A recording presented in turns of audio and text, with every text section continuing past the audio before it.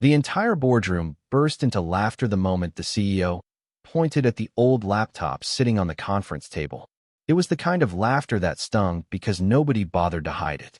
Some executives smiled politely. Others openly chuckled. One investor even shook his head as if he had just witnessed something embarrassing. And through it all, Ethan Carter simply sat there in silence. The laptop looked like it belonged in another decade.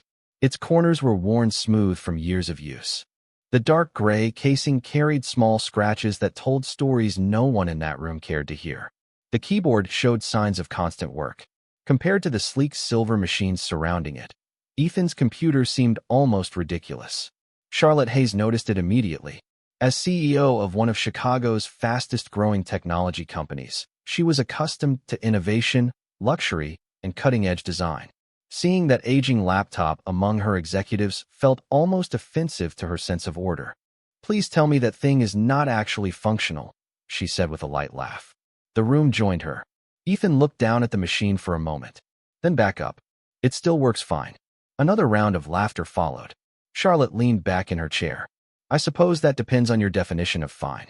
More smiles. More amusement. Ethan offered no defense. No argument. No explanation. He simply closed the laptop and quietly gathered the reports he had delivered. The meeting continued as though nothing important had happened. Yet something lingered in the air afterward. Something small. Something almost invisible. Because humiliation rarely announces itself loudly. Sometimes it arrives wrapped in smiles. Ethan spent the rest of the afternoon moving between departments inside Hayes Systems Tower. 48 floors of glass, steel, and ambition stretched above downtown Chicago. Thousands of employees worked inside the building. Software engineers, security analysts, executives, consultants, investors, brilliant people from every corner of the industry. Yet Ethan often felt invisible among them. Officially, he worked in internal logistics. He delivered equipment, managed inventory requests, and transported sensitive materials between departments. Most employees barely noticed him. That was fine with Ethan. At 39 years old, he had learned that attention was often overrated. By 6 o'clock that evening, he was finally heading home. Snow drifted gently across the city streets.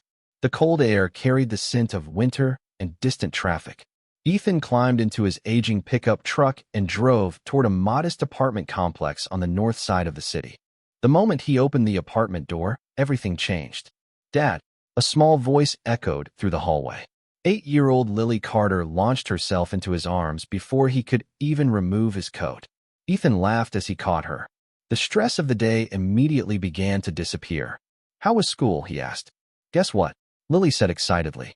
"I got an A on my science project." Ethan smiled. "I knew you would." The apartment was small but warm. Family photographs covered the walls. Children's drawings decorated the refrigerator. The scent of tomato soup filled the kitchen.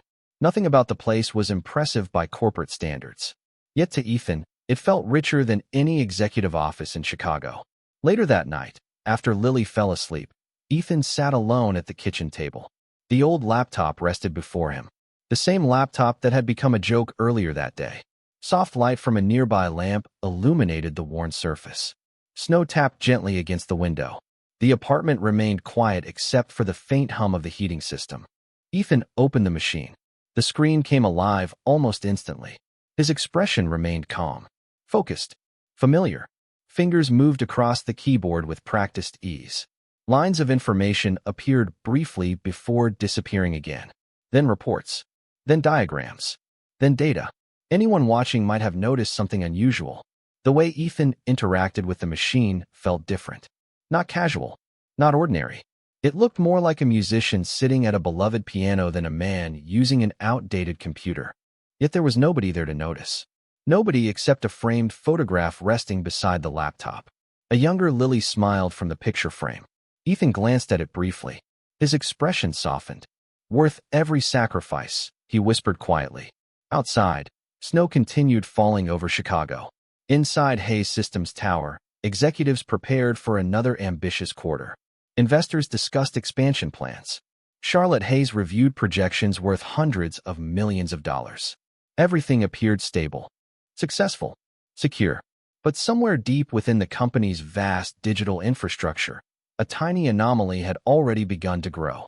Small enough to escape attention, quiet enough to remain hidden, dangerous enough to change everything. And the only person who would eventually notice it was the same man everyone had laughed at that morning. The anomaly appeared again the following morning. Small, brief, easy to ignore. Most people would have ignored it. Most people never would have noticed it in the first place. Yet Ethan Carter was not most people. He arrived at Hayes Systems before sunrise, carrying a paper cup of coffee and the same old laptop tucked inside a worn messenger bag. Outside, Chicago remained wrapped in winter darkness. Inside the tower, hundreds of monitors already glowed across multiple departments. Technology never truly slept. Neither, it seemed, did problems. Ethan spent the first part of his morning delivering hardware requests to various floors. Routine work, ordinary conversations, forgotten faces passing through busy hallways. Yet something continued bothering him. The memory of a strange notification he had glimpsed the previous day while transporting equipment through the Network Operations Center. It had appeared for less than a second before disappearing. Most employees never reacted. The engineers barely looked up. But Ethan remembered it. Every detail. Around 10 o'clock, he entered the 26th floor carrying replacement equipment for a software team. Through a glass wall, he noticed several engineers gathered around large displays. Their expressions looked mildly frustrated. Nothing alarming. Just the familiar annoyance that accompanied technical glitches. One engineer rubbed his forehead. Another typed rapidly while muttering under his breath. Ethan continued walking. Then he heard a phrase that made him slow down. The packet loss happened again. Another engineer sighed. Third time this week. Ethan kept moving, yet the words lingered. Third time this week. Later that afternoon, while organizing inventory records, he found himself thinking about the conversation again. Packet loss, temporary disruptions, small anomalies, individually meaningless. Together perhaps something more. He told himself to forget about it. His job was not network security. His job was logistics. Life had become much simpler after he stopped worrying about problems that belonged to other people. Yet simplicity did not erase curiosity. That evening, after dinner with Lily, Ethan opened his laptop once more. Snow reflected pale light through the apartment window. Lily worked on homework nearby, while soft music played from an old speaker. The scene felt peaceful, ordinary, the kind of evening Ethan valued more than any corporate success. Dad, Lily looked up from her notebook. Why do you still use that computer? Ethan smiled. Because it still works. She laughed. That is what you always say. And it is still true. Lily studied him carefully. I think it is your favorite thing. Ethan glanced toward the laptop. For a moment, something thoughtful crossed his face. Maybe not my favorite. Then why keep it? Ethan looked at his daughter. Because sometimes people throw away things that still have value. Lily considered that answer, then nodded as though it made perfect sense. Children often understood wisdom adults complicated. After she went to bed, Ethan began reviewing publicly available technical information related to Hayes Systems. Nothing confidential, nothing inappropriate, just the kind of information any experienced observer might examine. As the hours passed, a pattern slowly began emerging. Tiny inconsistencies, strange timing, small technical events that seemed unrelated until viewed together. Ethan leaned back in his chair. The feeling returned. The same feeling he experienced years ago whenever a puzzle refused to fit together correctly. He hated that feeling, because it rarely disappeared until he found the answer. The next day at work, the atmosphere inside Hayes Systems felt slightly different. More tension, more urgency, nothing dramatic. Yet subtle signs appeared everywhere. Additional meetings, unexpected conference calls, engineers moving faster than usual. Ethan noticed Charlotte Hayes exiting a boardroom shortly before noon. She walked with confidence, as always. Executives surrounded her while discussing expansion plans and investor presentations. Everything about her projected certainty, success, control. Yet Ethan noticed something else. Several members of the technology division appeared unusually anxious whenever she approached. One executive quietly lowered his voice as Charlotte passed. Another abruptly changed the subject. Ethan did not know why, but he noticed. He always noticed. By late afternoon, he found himself delivering equipment to the Network Operations Center again. Large screens displayed streams of information. Most of it meant nothing to outsiders. Yet one monitor caught his attention. A warning message flashed briefly before disappearing. Less than a second. Just like before. Ethan froze. The same anomaly. The same unusual behavior. This time he managed to read more of it. Not enough to understand everything. Enough to feel concerned. One technician quickly minimized the alert and continued working. Nobody seemed alarmed. Nobody appeared worried. Yet Ethan's stomach tightened. Sometimes the most dangerous problems arrive quietly. Not through catastrophe. Through repetition. Through patterns that everyone learns to ignore. That night, he barely slept. Questions continued circling his mind. He told himself repeatedly that none of this involved him. He had a dog. By Friday morning, Ethan Carter had convinced himself to let the matter go. Whatever was happening inside Hayes Systems belonged to people with titles, certifications, and access far beyond his own. He had no business involving himself. That was the reasonable conclusion. The practical conclusion. Unfortunately, curiosity rarely listens to reason. The strange warnings continued appearing throughout the building. Never long enough to create panic. Never severe enough to trigger emergency responses. Just brief disruptions. Tiny anomalies. Small enough to dismiss individually. Together, however, they formed a pattern Ethan could no longer ignore. Around 9 o'clock, he delivered replacement equipment to the technology division. Several engineers sat around a conference table reviewing reports. Their expressions looked tense. One manager paced near a screen displaying network statistics. Another repeatedly refreshed data while speaking into a headset. The atmosphere felt different from the casual frustration Ethan had observed earlier in the week. This felt more serious. As he left the room, he overheard a conversation. "Have we found the source yet?" someone asked. "No." A pause followed. "Then keep digging." Ethan continued walking. Yet those words stayed with him throughout the day. "Have we found the source yet?" No. The answer bothered him more than it should have. That afternoon, he found himself riding the elevator with a young cybersecurity analyst named Ryan Mercer. Unlike many executives, Ryan treated support staff with respect. They occasionally exchanged small talk during deliveries. Today, however, Ryan looked exhausted. Dark circles framed his eyes. His shoulders slumped beneath the weight of stress. "Long week?" Ethan asked. Ryan laughed without humor. "You could say that." The elevator climbed silently. Then Ryan shook his head. "I have spent 3 straight nights chasing a problem that refuses to stay in one place." Ethan remained careful. "What kind of problem?" Ryan hesitated. Company policy discouraged discussing sensitive matters. Yet exhaustion often weakened caution. "Nothing major." His expression suggested otherwise. "Just strange system behavior." Ethan nodded. "Intermittent." Ryan looked surprised. "How did you know?" Ethan shrugged casually. "Lucky guess." The analyst studied him for a moment. Then the elevator doors opened. Before leaving, Ryan offered one final comment. "Sometimes I think the problem wants us looking in the wrong direction." Then he disappeared into the hallway. Ethan stood motionless inside the elevator long after the doors closed.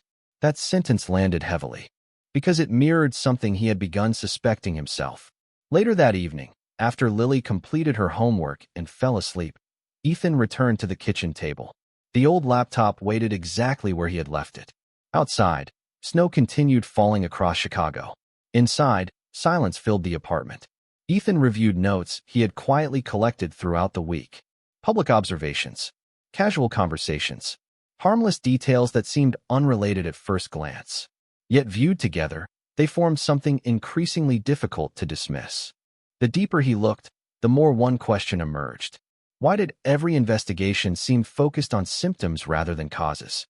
He leaned back in his chair and rubbed his eyes. The answer remained hidden just beyond reach. Then his phone buzzed. A text message from Lily's teacher appeared. Attached was a photograph from school. Lily stood proudly beside her science project, smiling as though she had conquered the world. Ethan smiled immediately. The tension disappeared from his shoulders. Whenever life became complicated, Lily reminded him what truly mattered. Success, titles, recognition. None of it compared to being her father. He stared at the photograph for several seconds before placing the phone aside. Then he noticed something. A detail so small that another person might never have connected it. Yet Ethan did. His eyes widened slightly. He sat upright. Then he looked back at the notes spread across the table. One page, then another, then another. Suddenly, several disconnected pieces aligned. Not completely. Not enough to provide answers. but enough to reveal a possibility. A troubling possibility. Ethan's heartbeat quickened.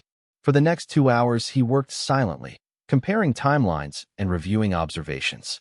The more he examined the information, the less comfortable he became. If his suspicion was correct, the problem facing Hayes Systems might be far larger than anyone realized. Yet he immediately rejected the idea. It sounded impossible, absurd, the kind of conclusion that destroys credibility. Around midnight, he closed the laptop and stared through the kitchen window. Snow covered the parking lot below. Streetlights reflected across the frozen pavement. Everything looked calm, peaceful, normal. Yet Ethan no longer felt calm, because for the first time, he was considering something dangerous. Not dangerous because it threatened the company. Dangerous because it threatened certainty. If he spoke up, people would laugh. Again, if he remained silent and proved correct, the consequences could be far worse. The following Monday, as he entered Hayes Systems Tower, he noticed security personnel gathered near the technology division. Additional consultants had arrived. Executives moved through hallways with growing urgency. Whatever problem existed, it was no longer staying hidden. And as Ethan stepped into the elevator carrying his old laptop, he realized he was approaching a decision he could no longer avoid. Somewhere inside that building, everyone was searching for answers. The question now was whether anyone would listen when the answer came from the last person they expected. The decision followed Ethan Carter through every hallway of Hayes Systems Tower. It waited beside him in elevators.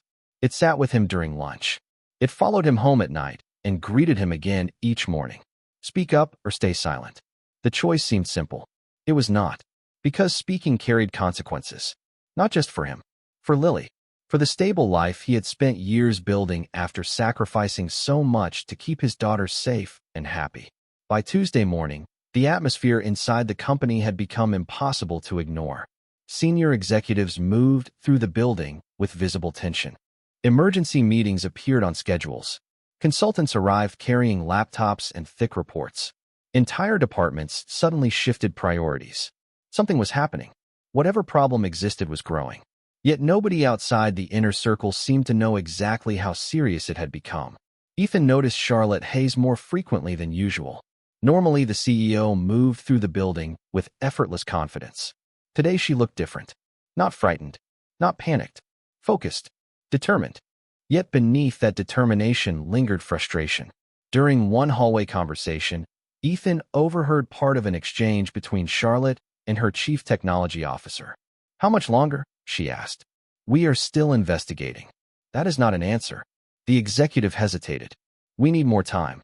Charlotte stopped walking. The silence between them lasted several seconds. Then she continued down the hallway without another word. Ethan watched from a distance. The pressure surrounding her was becoming increasingly obvious. Hayes Systems had spent years building a reputation for innovation and reliability. Investors trusted them. Clients depended on them.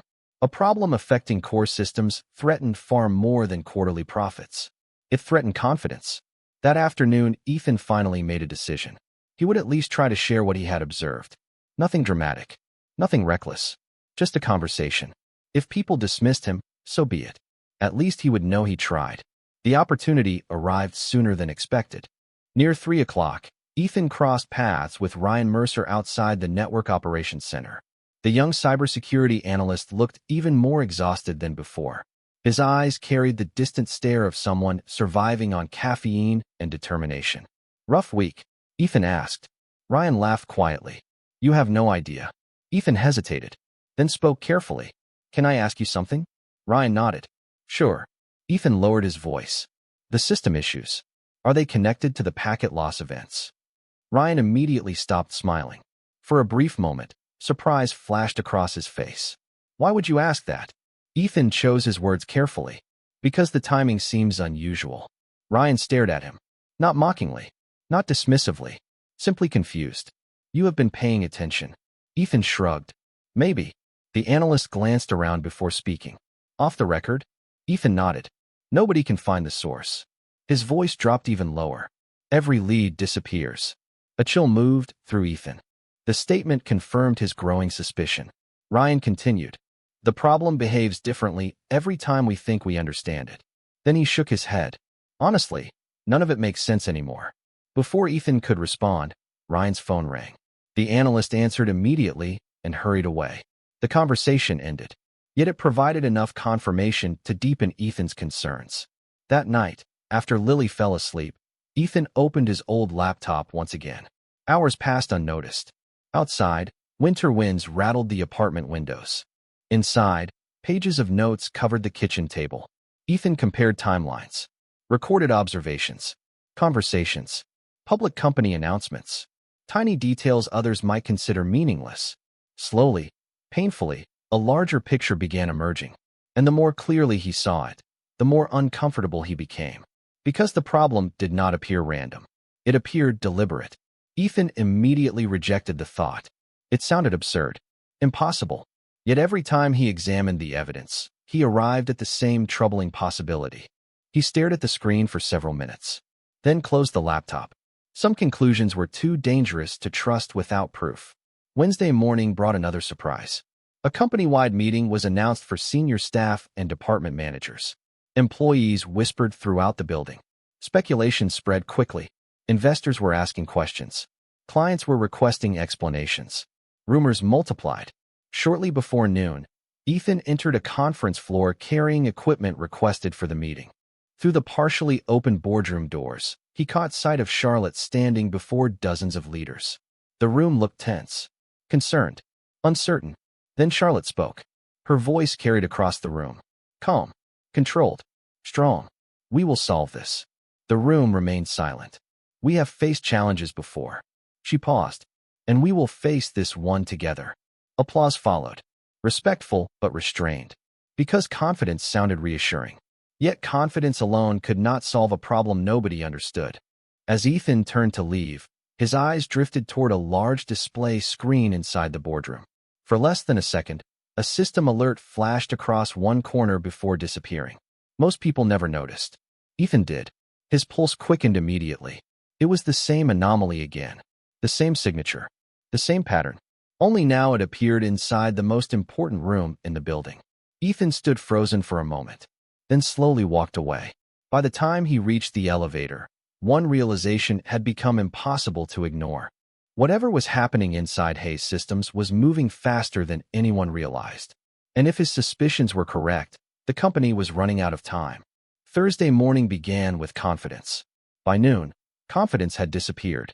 The first signs appeared quietly. A delayed transaction report, a failed synchronization request, a series of authentication errors affecting internal systems. Individually, none of them seemed catastrophic. Together, however, they formed a chain reaction spreading across Hayes Systems faster than anyone expected. Ethan Carter noticed the change immediately. Employees moved through hallways with unusual urgency. Phone calls became more frequent. Meeting rooms filled without warning. Even departments far removed from technology began feeling the effects. Something significant was unfolding. Around 1 o'clock, Ethan entered the 34th floor carrying replacement equipment for a finance team.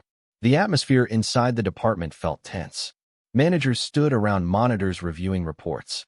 Several employees spoke in hurried voices. Nobody looked relaxed. Nobody looked certain. One phrase repeated again and again. The numbers are not updating. Another voice followed. The system is still lagging. Ethan continued walking. Yet every conversation seemed connected to the same growing problem. By mid-afternoon, the entire building felt different, like a storm approaching before anyone could see the clouds. The elevators ran constantly. Security personnel appeared more frequently. Consultants moved between conference rooms carrying laptops and stacks of documents. Whatever issue existed was no longer confined to the technology division. It was spreading. Ethan found Ryan Mercer near the Network Operations Center. The young analyst looked exhausted beyond words. His shirt sleeves were rolled up. Coffee cups surrounded his workstation. Multiple screens displayed streams of information moving faster than Ethan could read. Ryan barely looked up when Ethan approached. Bad? Ethan asked quietly. Ryan laughed bitterly. Worse than bad. He rubbed his eyes. Every fix creates 3 new problems. Ethan hesitated, then asked the question he had been carrying all week. Do you know what is causing it? Ryan stared at one of the screens for several seconds before answering. No. The honesty in his voice sounded almost painful. And that is the part that scares me. Before Ethan could respond, Alarms suddenly appeared across several monitors. Not loud alarms. Not flashing emergency lights. Just warning messages. Yet the effect on the room was immediate. Every analyst turned toward their screens. Every conversation stopped. Ryan stood abruptly. Not now. His fingers moved rapidly across the keyboard. Please not now. Ethan quietly stepped away. The room no longer needed questions. It needed answers. Unfortunately, nobody seemed to have them. By 3 o'clock, Charlotte Hayes had assembled another emergency meeting. Senior executives filled the boardroom. Investors joined remotely. Department heads waited anxiously for updates. Through glass walls overlooking downtown Chicago, snow drifted across a gray sky. Inside the room, tension continued rising. Charlotte remained composed. Yet Ethan could see the pressure beginning to show. Her calm voice never wavered, but her eyes revealed exhaustion. Every leader eventually discovers that confidence becomes heavier when others depend upon it. The meeting lasted hours. No solutions emerged. Only more questions, more uncertainty, more concern. As evening approached, Ethan returned to the inventory department. Yet concentration proved impossible. His thoughts kept returning to the pattern, the anomaly, the suspicion he could no longer dismiss. For days he had fought against the possibility forming in his mind. Now events seemed to be moving exactly where he feared they would. He stared out a nearby window as darkness settled across the city. The reflection staring back looked older than 39. More tired, more conflicted, because he knew what came next. If he stayed silent and the situation worsened, he would carry that burden forever. If he spoke and proved wrong, he would become a laughingstock. Again, the memory of Charlotte mocking his laptop remained painfully clear. The room laughing, the amused smiles, the assumption that appearances revealed worth. Ethan had spent years learning to ignore such moments. Yet that memory still lingered, not because it hurt his pride, because it reminded him how easily people stop listening before hearing the truth. Shortly after 6 o'clock, he returned home. Lily greeted him at the door with her usual enthusiasm. Yet she noticed immediately that something felt wrong. Children often notice what adults hide. During dinner, she studied him carefully. You are worried. Ethan smiled faintly. Am I? Yes. She nodded confidently. You make that face when you are trying to solve something. Ethan laughed despite himself. I did not realize I had a face for that. You do. Lily pointed her fork at him. And you have been making it all week. Later that night, after Lily fell asleep, Ethan sat alone once more at the kitchen table. The old laptop rested before him. Notes surrounded it. Observations. Timelines. Fragments of a puzzle nobody else seemed able to solve. For several minutes, he simply stared at the screen. Then he opened the computer. Slowly, carefully, he began organizing everything he had collected. Not because he was certain, not because he wanted attention, because the evidence had become impossible to ignore. Hours passed. Midnight arrived. Then 1 o'clock. Finally, Ethan leaned back and closed his eyes. The picture was still incomplete. Yet one conclusion now felt unavoidable. Tomorrow he would have to say something. To someone. Somehow. Because while an entire company searched desperately for answers, the old laptop everyone laughed at might already be holding the first clue they needed. Friday arrived beneath a sky the color of steel. Snow clouds hung low over Chicago, casting pale light across the city as Ethan Carter drove toward Hayes Systems Tower. He had barely slept. The decision waiting for him all week could no longer be postponed. Whether people listened or laughed no longer mattered. What mattered was the growing certainty that something inside the company was moving toward a breaking point. As he entered the building, he immediately sensed that the situation had worsened overnight. Employees gathered in small groups throughout the lobby. Conversations stopped whenever managers walked past. News traveled quickly inside large organizations, even when nobody officially shared it. People might not know details, but they knew when leadership was worried. And leadership was worried. By 8:30, emergency meetings had already begun. Entire departments were redirected toward crisis management. Ethan spent the morning completing deliveries while quietly observing the growing tension. Every floor told the same story. More urgency, more confusion, more unanswered questions. Shortly before noon, the first major disruption arrived. It happened without warning. One moment systems appeared functional. The next, several departments lost access to critical internal platforms. Screens froze. Authentication requests failed. Communication tools slowed dramatically. Within minutes, hundreds of employees were affected. Panic did not erupt, but concern spread rapidly. Ethan found himself standing near the technology division when the news reached them. The reaction was immediate. Engineers rushed toward conference rooms. Analysts abandoned lunch breaks. Managers spoke urgently into phones. Ryan Mercer emerged from the Network Operations Center looking as though he had aged 10 years in 10 minutes. "What happened?" someone asked. Ryan shook his head. "We do not know." The answer landed heavily, because by now, nobody expected to hear those words anymore. Throughout the afternoon, Hayes Systems fought to contain the disruption. Temporary solutions appeared and disappeared. Systems recovered briefly before failing again. Each fix solved one problem while exposing another. The company seemed trapped inside a maze with no visible exit. Ethan watched from the edges, carrying equipment between departments while his internal conflict intensified. He knew enough to suspect a direction, not enough to prove it, not enough to be certain. Yet every new failure seemed to point toward the same troubling conclusion. Around 3 o'clock, he finally made his move. Ryan stood alone near a vending area, staring at his phone with exhausted eyes. Ethan approached carefully. "I think I noticed something." Ryan looked up. Normally such a statement would have earned a polite dismissal. Today there was no energy left for dismissiveness. "What kind of something?" Ethan hesitated, then chose his words carefully. "A pattern." Ryan stared at him silently. Ethan continued. "The disruptions. The timing. The behavior." He lowered his voice.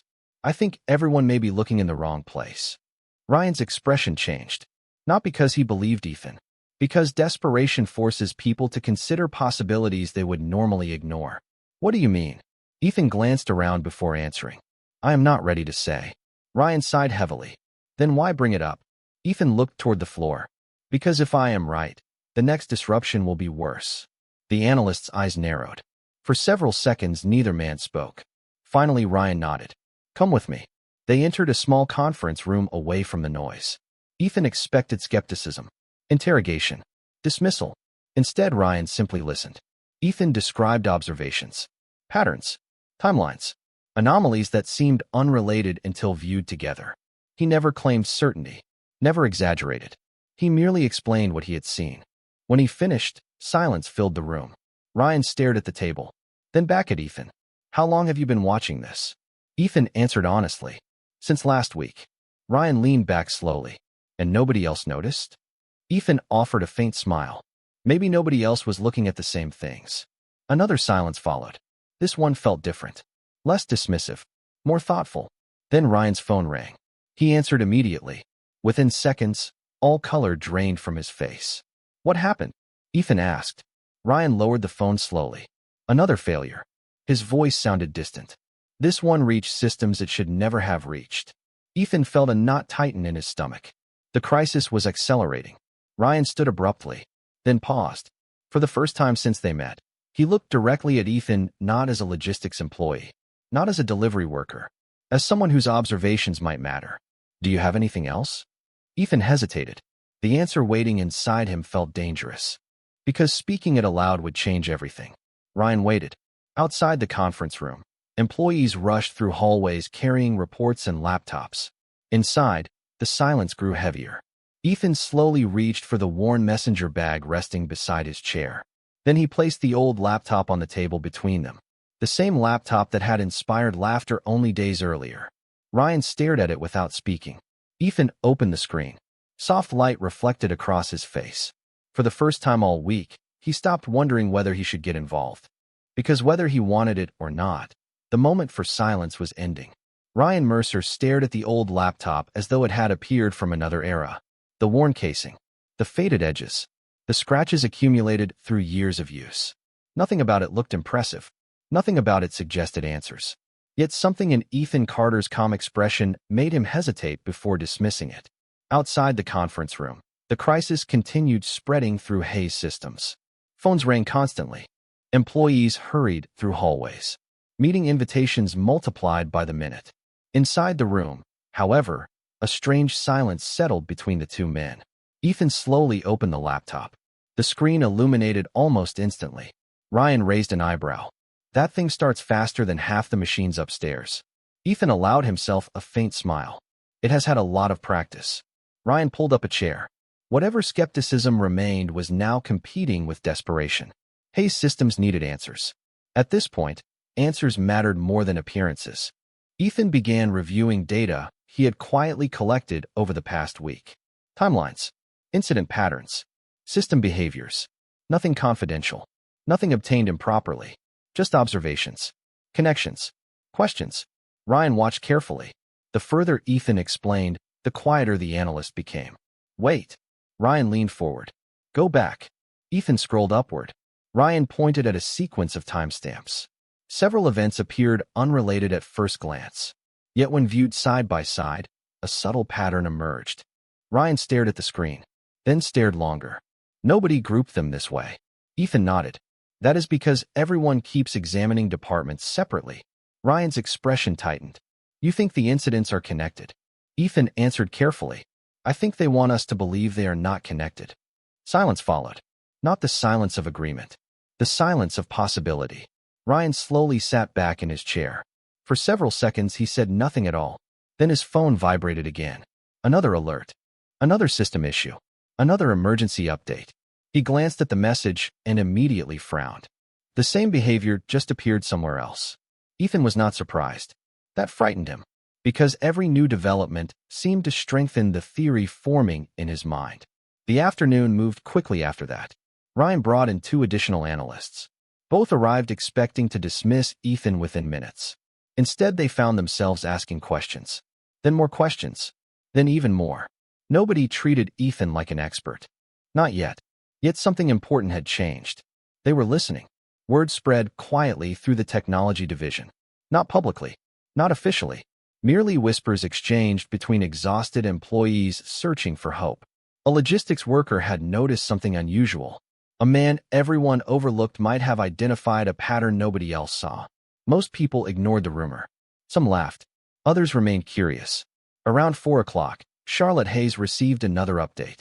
The situation had worsened again. Several major client systems were now experiencing disruptions. Investors demanded explanations. Senior leadership demanded solutions.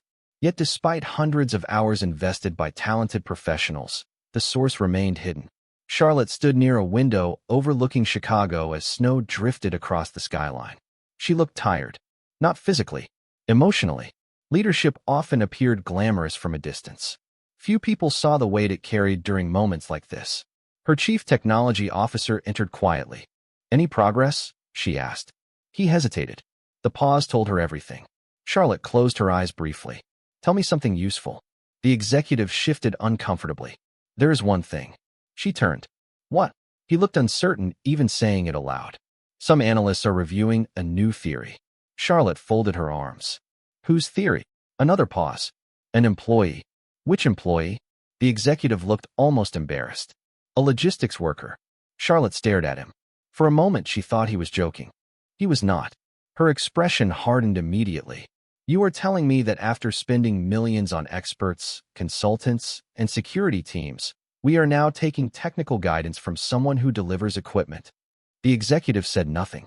Charlotte shook her head. No. Her answer came instantly. Firmly. Dismissively. We are not turning this company into a guessing game. Yet even as she spoke, uncertainty lingered beneath her confidence. Because the truth was becoming difficult to ignore. The experts still had no answers. Meanwhile, a theory from the least expected source was attracting attention. Back in the conference room, Ethan remained focused on the screen before him. More data, more patterns, more questions. The pieces were beginning to align. Not perfectly, not completely, but enough to reveal the outline of something larger hiding beneath the surface. Ryan watched him carefully. How are you seeing this? Ethan did not answer immediately. His fingers paused above the keyboard. Then he simply said, Sometimes people stop looking because they think they already know what they are seeing. Ryan considered those words. Outside, another wave of urgent messages swept through the company. Inside, Ethan noticed something new. A detail buried within the growing mountain of information. Small, subtle, easy to miss. Yet the moment he saw it, his heartbeat quickened. Because for the first time all week, the pattern was no longer just a theory. It was beginning to point somewhere specific. Somewhere dangerous. somewhere nobody inside Hayes Systems had been looking. Ethan stared at the screen. Ryan noticed the change in his expression immediately. "What is it?" Ethan did not answer right away. His eyes remained fixed on the data. Then, very slowly, he whispered for words that made the room fall silent. "I think I found it." The room remained silent after Ethan Carter spoke those 4 words. "I think I found it." Nobody celebrated. Nobody relaxed. Because experience had taught everyone inside Hayes Systems to distrust hope. Too many theories had collapsed. Too many promising leads had ended in disappointment. Ryan Mercer stared at the screen for several seconds before speaking. "Show me." Ethan nodded. His fingers moved calmly across the keyboard. Unlike the frantic typing filling every operations center throughout the building, his movements looked controlled, patient, deliberate. Ryan noticed it immediately. There was no panic in Ethan, no desperation, just focus. The old laptop hummed quietly as Ethan pulled together timelines, system events, and behavior patterns that had seemed unrelated for days. Individually, they looked harmless. Together, they revealed something entirely different. Ryan leaned closer. Another analyst joined them. Then another. Within minutes, several members of the technology team stood around the conference table. Nobody spoke much. They simply watched. The deeper Ethan walked them through the evidence, the quieter the room became. "This does not make sense," one analyst whispered. Ethan nodded. "That is exactly why nobody saw it." He pointed toward another sequence. Everyone assumed these events were independent. Ryan's eyes widened slightly. "But they are not." Ethan looked at him. "No." Silence returned. The kind of silence that appears when intelligent people suddenly realize they may have been asking the wrong questions. Across the building, pressure continued mounting. Several major clients were now demanding updates. Investors were requesting emergency briefings. News of technical instability had not become public yet, but everyone understood how quickly that could change. Hayes Systems had spent years building trust. Losing it could happen overnight. Around 6 o'clock, Ryan finally carried Ethan's findings to senior leadership. The reaction was not what he hoped. Inside an executive conference room, exhausted leaders listened carefully. Some appeared interested. Others remained skeptical. Charlotte Hayes sat at the head of the table reviewing reports while senior advisors discussed possible responses. When Ryan finished explaining, silence filled the room. Then one executive spoke. "And where exactly did this theory come from?" Ryan hesitated. He already knew the question would matter more than the evidence. "An employee." "Which employee?" Another pause. "Ethan Carter." Several confused looks followed. One executive frowned. "The logistics employee?" Ryan nodded. The room changed immediately. Some leaders exchanged doubtful glances. Others looked openly unconvinced. Charlotte slowly set down her report. Her expression revealed nothing. Yet inside, old assumptions resurfaced. She remembered the aging laptop, the quiet employee, the man she had dismissed without a second thought. "And we are basing critical decisions on his observations?" one advisor asked. Ryan remained firm. "We are basing them on evidence." The distinction mattered to him. Unfortunately, not everyone shared that view. Charlotte stood and walked toward the window overlooking Chicago. Evening lights glowed beneath falling snow. The city appeared peaceful from above. Inside her company, however, uncertainty continued spreading. She wanted certainty. Facts. Proof. Not theories from someone outside the technical teams. Yet another uncomfortable truth refused to disappear. The experts still had not solved the problem. Back in the conference room downstairs, Ethan quietly packed away several papers while analysts continued reviewing his findings. Nobody laughed at the old laptop anymore. Nobody joked about appearances. They were too busy thinking. Yet Ethan felt no satisfaction, no pride, only concern, because the evidence pointed towards something larger than technical failure, something deliberate, something hiding behind layers of distraction. He glanced at the time. Nearly 7 o'clock. Lily would be waiting at home. For a moment, he considered leaving everything behind and returning to the simple life he understood. Dinner conversations, homework, family photographs hanging on apartment walls. A world where people mattered more than systems. Then Ryan entered the room again. His expression carried a mixture of hope and frustration. "They are still debating." Ethan nodded quietly. That answer did not surprise him. Ryan pulled out a chair. "Some believe you are onto something. And the others?" Ryan laughed without humor. "The others cannot get past who you are." Ethan looked down briefly. The words stung less than they once would have. Life had taught him that many people listened to titles before they listened to truth. Ryan studied him carefully. Does that bother you? Ethan thought for a moment, then shook his head. Not as much as being wrong would. Outside, another wave of alerts appeared across company systems. Phones began ringing again. Employees hurried through hallways. New reports flooded inboxes. The crisis was still moving, still growing, still unfinished. Ryan's phone vibrated. He read the message and immediately looked up. The color drained from his face. What happened? Ethan asked. Ryan swallowed hard. For several seconds, he seemed unable to answer. Then he finally spoke. The pattern you found. His voice dropped almost to a whisper. It just appeared again. The room fell silent. Because this time, the alert was coming from the one place everyone believed was safe. And suddenly, every minute mattered. The room moved faster after that. No more debates. No more assumptions. The alert that appeared in the supposedly secure environment matched the exact pattern Ethan Carter had identified. For the first time, evidence spoke louder than titles. Ryan Mercer carried the findings directly to the executive floor, and this time nobody stopped him. Inside the boardroom, Charlotte Hayes listened as analysts explained what Ethan had seen days earlier. The room that had once dismissed him now studied every detail of his work. The pattern revealed the true source of the disruptions. The company had been chasing symptoms while the real problem quietly spread through interconnected systems. Once the correct source was isolated, the path forward became clear. Not simple, not easy, but clear. Teams moved immediately. Engineers coordinated across departments. Security specialists implemented targeted fixes. One by one, failing systems stabilized. Communication platforms recovered. Internal services returned. Critical operations resumed. The crisis that had consumed the company for days finally began to loosen its grip. Shortly after midnight, the Network Operations Center erupted into cautious applause. Not because every problem had vanished. Because for the first time all week, progress was real. Ryan stood in front of a wall of monitors, displaying healthy system activity. He exhaled deeply and smiled for what felt like the first time in days. Across the room, exhausted analysts exchanged relieved looks. Some laughed quietly. Others simply sat down and stared at their screens in disbelief. Then a strange realization spread through the room. None of them would be standing there without the observations of a man who did not even belong to their department. Meanwhile, Ethan sat alone in a small conference room packing away his notes. He looked more tired than triumphant. To him, the victory was never about being right. It was about preventing damage before it became irreversible. The door opened. Charlotte Hayes stepped inside. For a moment, neither spoke. The silence felt very different from the silence of their first meeting. Back then, it carried judgment. Now it carried reflection. Charlotte looked at the old laptop resting on the table. Then she looked at Ethan. I owe you an apology. Ethan remained quiet. Charlotte continued. I judged you before I knew anything about you. Her voice softened. And when people tried to tell me you might have the answer, I almost ignored them for the same reason. Ethan studied her for a moment before offering a small smile. We all miss things sometimes.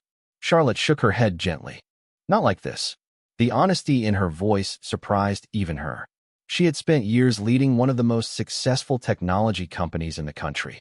Yet one of the most important lessons had come from a man she barely noticed. The next morning, Hayes Systems held a company-wide meeting. Employees filled the auditorium. Rumors had already spread. Everyone knew the crisis had been resolved. What they did not know was how. Charlotte stood on stage beneath bright lights and addressed the entire company. She spoke about teamwork, responsibility, humility. Then she invited Ethan Carter to join her. Murmurs moved through the crowd as he walked toward the stage carrying the same old laptop. Some employees recognized him immediately. Others looked confused. Charlotte waited until the room became quiet.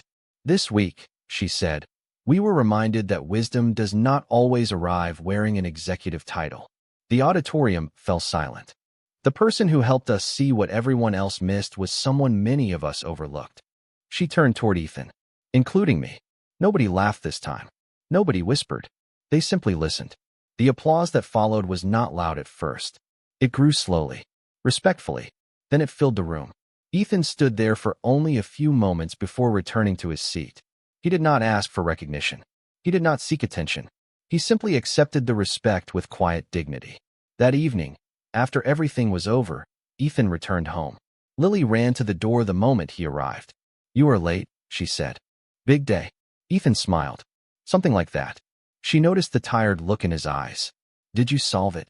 Ethan laughed softly. "A lot of people solved it." Lily narrowed her eyes.